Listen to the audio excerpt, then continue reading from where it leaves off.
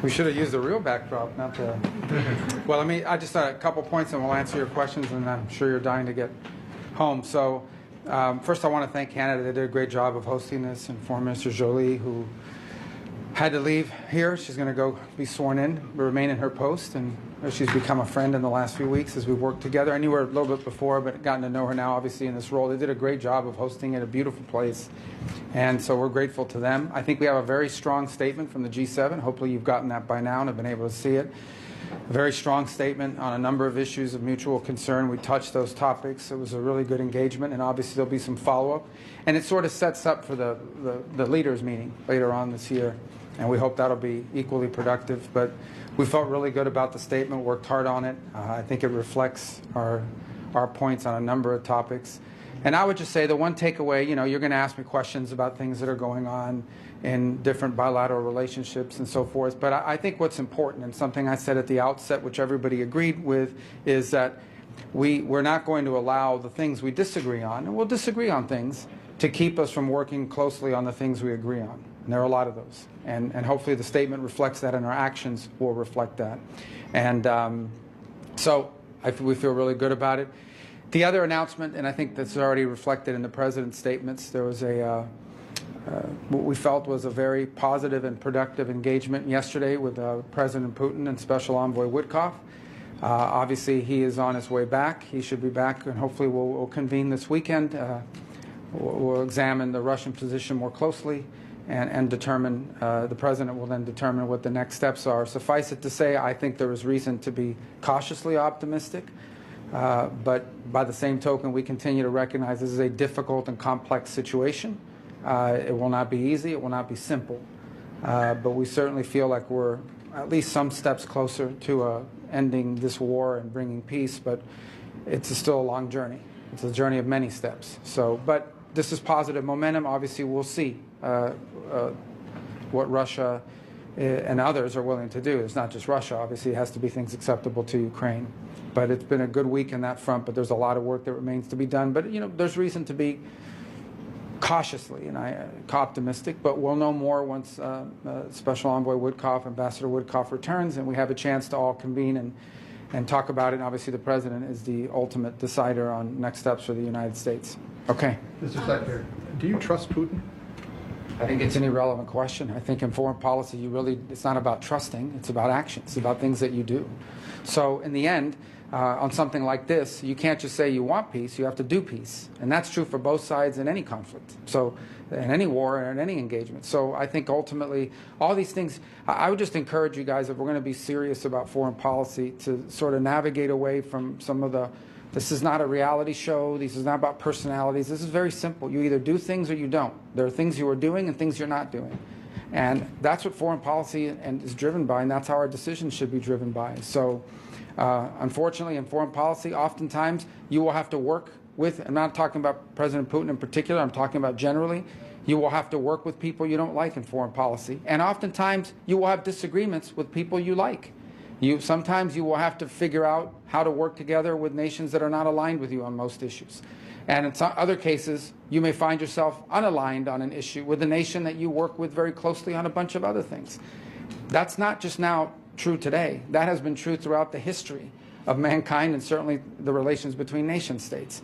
So I think it's important. I get there's this temptation to cover foreign policy the way we cover domestic policy and the way we cover other things in our society. But foreign policy is about nation states pursuing what they have interpreted to be in their national interest. And balancing that is what the art of diplomacy and the work of foreign policy is all about. And so we need to sort of be mature and open-eyed and realistic without losing our idealism, without losing what we hope the world will look like and want to shape it and be a part of. But by the same token, we have to make pragmatic decisions every single day, and that's not true today. That's always been true. Always. Secretary, do you have any top lines from Mr. Witkoff? This was a late meeting. It went hours long. Is there anything that he shared? And then when you do examine the Russian position, that the comments by President Putin were quite convoluted and tough to decipher. I wonder if you think that he's playing for time. Well, I think you're not going to. This is not something that's going to play out in press conferences. As I stand at a press conference, but this is these again. I go back to the point I just made. When you want, if you think about the most recent example of ceasefire negotiations, which was what happened in Gaza and with Israel and so forth. Yeah, there were newspaper and there were articles and there was news stories about it, but ultimately you found out what the results were after the fact. And in the meantime, you saw public statements from different sides in regards to what they were going to do. I think this will be no different. So. Certainly, we're not going to make our foreign policy decisions on the basis of what a leader simply says at a press conference or somebody puts up on a social media post because there's some blogger close to the Kremlin or something like that. And likewise, I don't think they're going to do that either. So I would just say that this is going to play out the way things of this nature and caliber have traditionally and normally play out, and that is with the leaders of the countries involved speaking, not in front of the cameras, not in front of the media, but in these negotiations that happen and in these talks that happen. So I'm not going to comment on what President Putin said, other than he said he agreed with it in concept. So, with lots of reservations. Well, again, he said that at a press conference. As I said, and I go back to the phrase I used earlier, I think there is reason for cautious optimism that something good could come of this. Obviously, we're going to wait for Ambassador Witkoff to return. He's not back yet. We're going to reconvene. Obviously, I spoke to him late last night. He spoke to the president well before that. He may have spoken to other members of our team. I've been here. But ultimately, we're going to reconvene, and the president will have options available to him, and decisions will be made after that. But I don't want to speculate or characterize anything beyond what I've just said until we have had a chance to sit down with Ambassador Witkoff, who's still overseas and in travel. Can I just follow up on that point there, Mr. Secretary, because when on the way here you said you were seeking an unconditional acceptance. I mean, clearly Mr. Putin is adding a whole series of conditions, and also the President says this should be... Well, how do you know he's adding conditions? From what he said publicly. Yeah. Well, I go back to the point I made. Let's let this thing play through, okay? And then let's figure out what... Let me at least talk to, let's the team get together on the state side of this and talk to Ambassador Witkoff and go through some of this. Again, we're not going to be involved in this process where I'm being asked to stake a position of U.S. policy on the basis of what someone said at a press conference yesterday. So we're going to work through this thing in a normal, sane fashion. We'll figure out where we are based on what I know at this moment. With my conversation with Ambassador Witkoff, he's not here yet, is I feel like there's reason for cautious optimism. I think the President shared that today in his True Social post. But there's a lot of work. No, I have never told anybody that this is going to be easy, fast, simple, slam dunk. It'll be hard, but it's important work. We are a better place today, I hope, I believe, we have reason to believe, than we were a week ago. But we still have a long ways to go. It could come together pretty quickly if everyone aligns, but I don't know how aligned we are yet. That's what we're about to find out. So cautious optimism is about the best phraseology I could use at this moment. Based on what we know, we're going to keep working on it. Mr. Secretary, the statement that you... I'll get to everybody. But it's just the fundamental element of the President's proposal was it should be an immediate ceasefire. Sure, and that's the proposal. How long does Putin have? Well, in terms of long for what? How long does because there are those who say he's playing for time, but this is adding conditions, adding... Well, this war's been going on for 3 years. So I think the question, and with no end in sight at this point, without this intervention by President Trump. So I think the question is, is the fundamental question really is not how long. I think the question is, are we actually moving towards a ceasefire, or is this a delay tactic? I'm not going to answer that because I can't characterize that for you right now. I think we'll know sooner rather than later, and a lot of that will be based on the conversation Ambassador Witkoff had yesterday and other factors that are in play. But we're not there yet, but we will get there. We want it to be, the President wanted it to be yesterday and the day before. But we're certainly at least talking about peace for the first time in 3 years. Now we'll have to figure out how close we truly are, and that's going to take some time. And Witkoff's not here yet, so here meaning stateside. Mr. Secretary, the joint statement says that there is a need for robust and credible security arrangements for Ukraine. How would you define that based on your conversations here at the G7? What are robust, incredible security arrangements? Well, that's to be determined by the negotiations. Here's what I want to encourage everybody to do. Bifurcate two things, okay?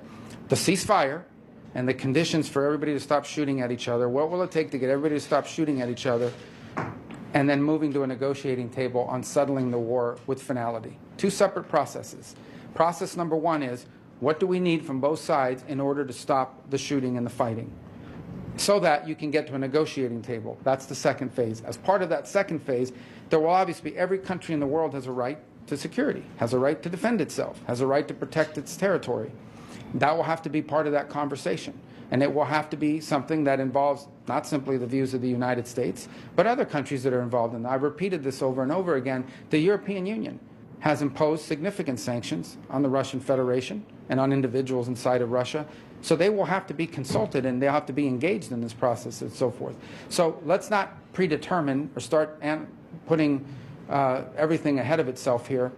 The process of what long-term security means for Ukraine, that will be something that Ukraine will obviously have to agree with, and that will have to be worked through as part of that second phase. But we can't get to the second phase till we get through the first phase. We think it's very difficult to negotiate lasting peace and security in the midst of a all-out war. And so we have to try to lower that so that it makes it possible to move to phase two of this. Mr. Secretary, the statement that you issued a little while ago also notes that the G7 discussed ways to impose costs on Russia should that become necessary, to include caps on oil prices, additional support for Ukraine using seized sovereign Russian assets. Was there, but it said it discussed them, you didn't agree on them. Is there any agreement within the G7 on these particular measures, just what they should be in what order and what might trigger them, and why did you discuss them if you're so cautiously optimistic? Well, first of all, they were raised because the Europeans have their own set of sanctions and new ones they would like to impose. And certainly the United States is not a member of the EU. We don't have a vote at the EU. And so whatever they determine and decide to do, we can't control it. They ask us for our input, we'll give it to them, but that's not what's happening right now. So yes, it was discussed. As far as U.S. sanctions are concerned, the President's made clear, the President on 2 occasions in the past week has reminded everybody that the U.S. has these options available to it, but he doesn't want to do that right now because he's in the hopes of attracting people, both sides, to a process where we can negotiate peace. And I'll leave it at that. There really is nothing to add to that at this point. Mr. Secretary, go ahead. Hold on one second. Yes. Statement reaffirmed unwavering support for Ukraine's territorial integrity, which has been largely absent in various U.S. statements since January 20th. What led you to subscribe to this time? But that's not a change in public policy. The United States have never said that Russia, I've never heard President Trump say that Russia has a right to take all of Ukraine and do whatever they want there. So that's not inconsistent with that statement. That is separate from the issue we face today. And that is that as it stands today, there is a war going on that has no military solution to it. Neither Russia nor Ukraine can achieve its maximalist military aims. The only way to end this war is through a process of negotiations.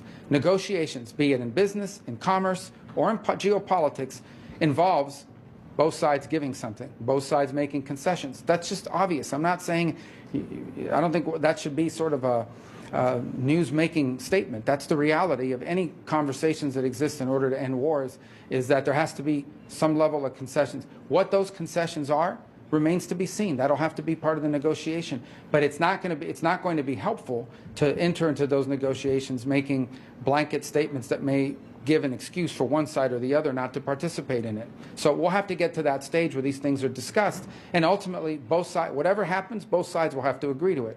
And that's true of any negotiation when you're trying to end a war. Mr. Secretary, understanding your point about this not being a reality show or personalities, Ukraine or anything else for that matter, your boss has, shall we say, a rather strong personality. And I'm wondering, in light of that and his repeated comments about Canada becoming, or should be, the 51st state, the whole tariff situation, which intensified as we were on our way here after the big announcement in Jeddah. Did that complicate your discussions at all? Was it? Never came up once in our I mean, obviously with the foreign minister of Canada it has, but it was not a topic. It was not on our agenda. I told you that would not be discussed. Tariffs were. Yeah. So let me explain on the tariffs. This is important for everybody to understand. This keeps being characterized as a hostile move against our allies. These are global tariffs on steel, on aluminum, on autos, on semiconductors. Eventually, the president stated this, and then a global, in April, the intention to put tariffs, assuming that the study comes back and so forth. But what they've discussed is a global reciprocal tariff. Understand what that means. That means basically whatever some country charges us, that's what we're going to charge them. The goal the president has made very clear is he wants to reset the baseline of international trade, which he believes, and I agree, is unfair to the United States. This is not meant as a hostile move against Japan or Germany or anybody else. This is not about, this is about balancing and fairness in trade. So he wants to reset the baseline, and once that baseline is reset, then you can enter into bilateral negotiations with individual countries about changes that can be made to our trade, our bilateral trade, so that it's fair for both sides. That's his goal. In his first administration, the president did tariffs as well. What he was disturbed by in hindsight is the fact that they included a bunch of exemptions that basically made them meaningless. And so what he wants to get back to is basically fairness in trade. It's as simple as that. Okay. We want to charge other countries what they charge us. And then ultimately, once the baseline is reset, and then in addition to that, there are industries that are critical to the United States and to our domestic security and our future. And he's identified them: steel, aluminum, semiconductors, automobiles. These are things that we believe are in our interest to have a domestic capacity, and we have to protect these industries from what we feel is subsidization and unfair competition from abroad. This is not meant to be hostile towards anybody. It is meant to be friendly and supportive of our of our national interest as a country.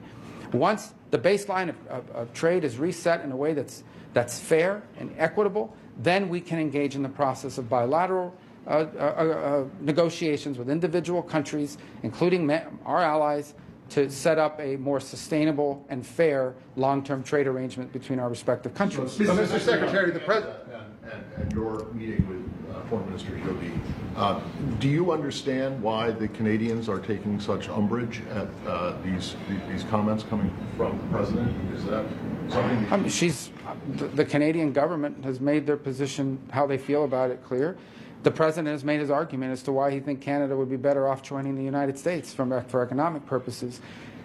There's a disagreement between the president's position and the position of the Canadian government. I don't think that's a mystery coming in, and it wasn't a topic of conversation because that's not what the summit was about. Mr. Secretary, you said that the tariff policy was not hostile. However, President Trump yesterday in his social media post said that the EU previously had been hostile and abusive towards the United States. How do you square that? And secondly, is he serious when he's talking about the 51st state being Canada? Well, I've already answered the question about Canada. No, is he serious? Do you take him seriously? We're not discussing that here today because that's not what the purpose of this meeting was about. As far as the question that you're asking me about hostility, yeah, you look at the EU. Okay, the EU has a GDP basically comparable to that of the United States. The composition of their economy is similar to ours. These are not developing countries, these are developed countries. And yet they have a significant trade surplus with the United States, even though our economies are pretty much the same. These are not low-wage countries. That's a problem. All the president is saying is we need to equalize treatment.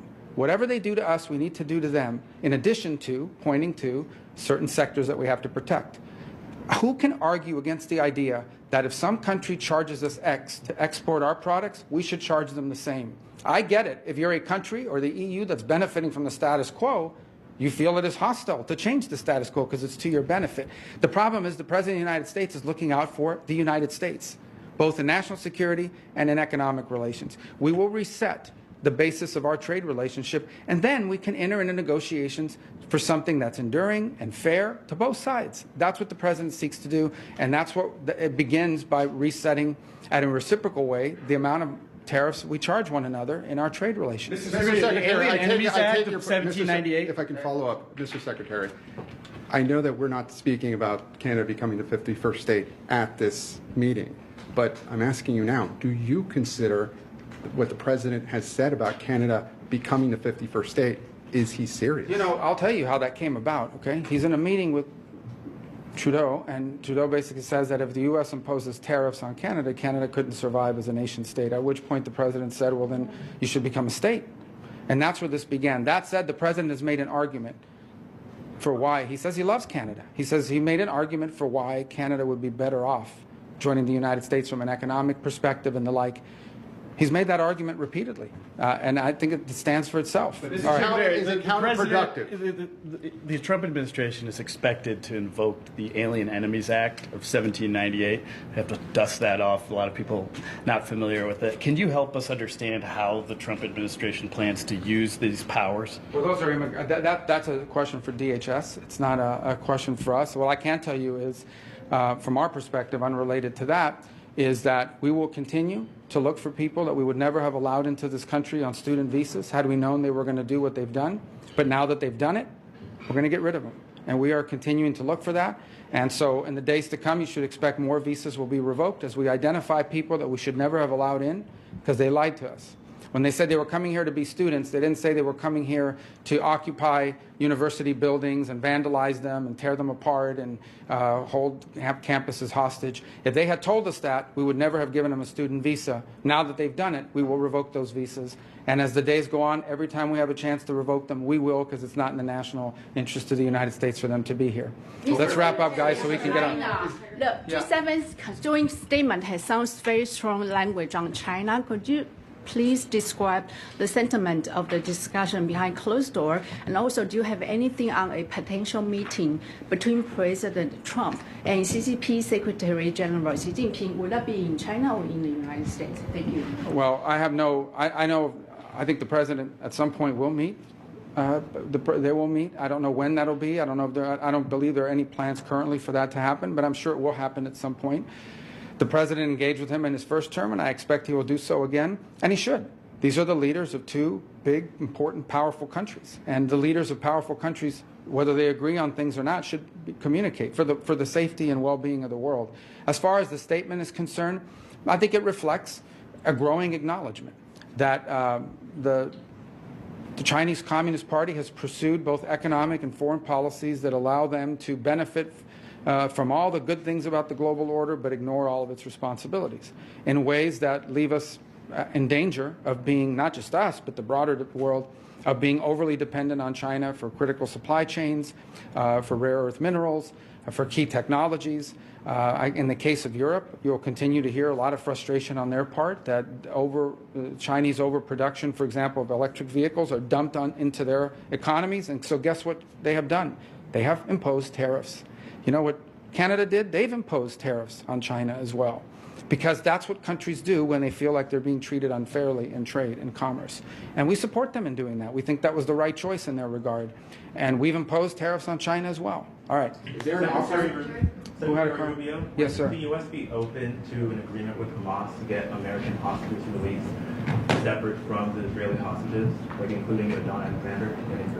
Well, I think our priority always, as the U.S. government, is always that we care about all the hostages. We want all the hostages released. We believe they should all be released. Okay, and that, by the way, we talk about hostages. We're also talking about bodies. Okay, and these trades are being made, and they're ridiculous trades. I'm talking about 400 people for 3. These are nuts. And on top of that, you see the condition these people are being released in. So this is think about what we're talking about here. I mean, we're sitting around as the world sort of accepting that it's normal and okay for you to go into a place, kidnap babies, kidnap teenagers, kidnap people that have nothing to do with any wars, that are not soldiers, that are not anything, and taking them and putting them in tunnels for almost 1.5 years. And we're acting like if this is a normal exchange, this is a normal thing that happens. This is an outrage. So they should all be released. So I'm not going to comment on what we're going to accept or not accept, other than all of us. The whole world should continue to say that what Hamas has done is outrageous. It's ridiculous. It's sick. It's disgusting. It should never have happened. And we shouldn't accept it as normal, as a normal negotiation. We're just dealing with some savages. That's it. These are bad people. Terrible people, and we need to treat them as such. But that said, we want all the hostages out. Is there an off-ramp for this trade war? Mr. Secretary, there was a report that was required of the State Department as one of the first executive orders asking for countries to be identified that had insufficient vetting. Has that report gone over to the White House yet? I'm sure you mean we had a deadline to meet that. I'm sure we've met the deadline, but I have to take that back, and we can get you an answer for that specifically. Is there an off-ramp right. for the trade war, Mr. Secretary? About territorial integrity. About what? Territorial integrity for Yeah, you already Ukraine. asked that, yeah. Yeah, so you said that Ukraine would have to make concessions both sides. So will Russia, right. What is your description of territorial integrity when it comes to Ukraine? Is it pre- Guys, again, that's what we're going to have. Let's please, I get it, but let me just put it to you this way. There's 2 processes here. Process number one is how can we get shooting to stop? Because we think it's very difficult to negotiate peace while there's still shooting going on and attacks. What can we do to get that to stop to the extent possible? How can we get as much hostility as possible to stop so we can get to phase 2 of this process, which is negotiating these things that you're asking me about? I'm just stating the obvious. When people sit down and negotiate an end to wars, there's usually a give and take. What that give and take is depends on the parties that are at the table. We're not going to predetermine anything, but that's what's going to take to end the war. If there's an off-ramp on the trade, it's not about an off-ramp on the trade. There's not a trade war. This is the United States is resetting its trade relations globally, okay, and resetting relations globally to a level of equilibrium, to a level of reciprocity. And then once that's reset, we can then engage in the process of bilateral talks with Japan, with the UK, with France, with Germany, with the EU, whoever, to figure out, okay, how do we reset our trade relations so that it's fair? Because right now it's not fair. It's as simple as that. That president has stated that repeatedly. And so these are the steps that it takes to get us to that point. You can't, if you do it the other way, which is let's renegotiate, or why would they renegotiate their trade relationship with the United States if the status quo is beneficial to them? Why would someone give up something that's good for them?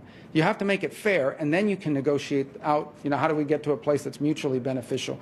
Because the current piece of it is just not sustainable. All right? How's your relationship with Elon Musk? Thank you, guys. Thank you. Thank you. Thank you. Thank you, sir.